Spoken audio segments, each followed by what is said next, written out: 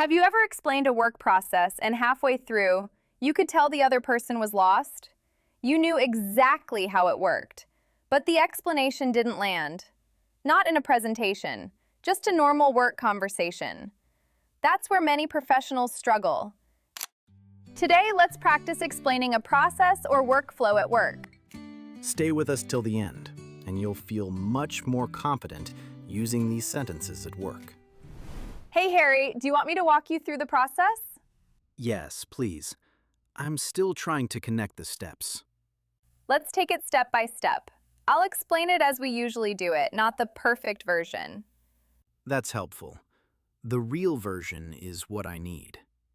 Okay, so everything starts when a request comes in from the client. That could be an email, a message, or a ticket in the system. At this point, we don't jump into the work yet. So, what's the first thing you look at? Mainly three things: what they're asking for, when they need it, and whether anything is unclear. If something doesn't make sense, we stop right there and clarify. Even if it feels like a small detail? Yes, small details are usually where problems start. Once we're clear on the request, we decide who should own the task. There's always one owner, right? Exactly.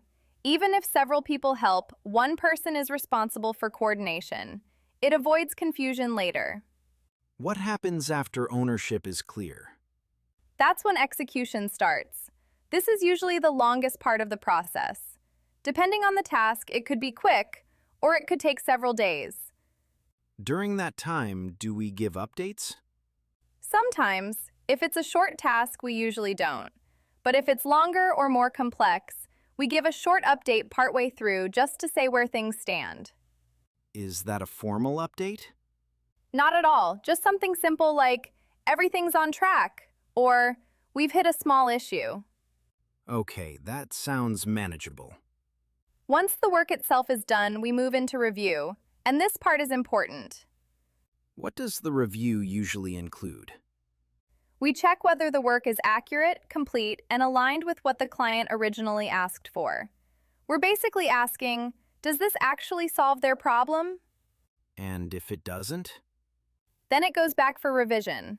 No one takes it personally. It's just part of the workflow. That's good to know. After it passes review, we prepare it for delivery. That means checking formatting, attachments, and any final notes. So delivery is more than just sending it out. Exactly. Once it's delivered, we wait for the client's response. Sometimes they confirm right away. Sometimes they come back with feedback. And if they do? We treat that as a follow-up, not a brand new request. It usually means small adjustments, not starting from scratch. That makes the process feel less stressful. That's the goal. One last thing that's easy to overlook is documentation. You mean notes in the system? Yes, short notes at key stages. What was agreed, any changes, and any risks. It doesn't take long, but it helps a lot later. Especially if someone else needs to step in. Exactly. Let me see if I've got this right. Go ahead. Request comes in. We clarify it.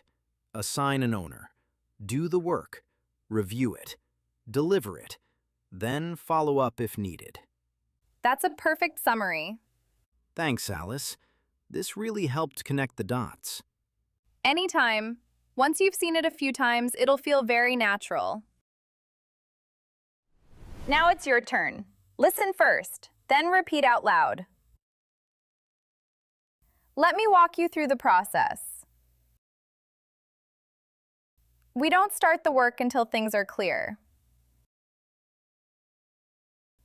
There's always one main owner. We review it before delivering. Let me walk you through the process. First, the request comes in. Then we clarify it before moving to the next step. Once the work is done, we review it to make sure it meets the original request.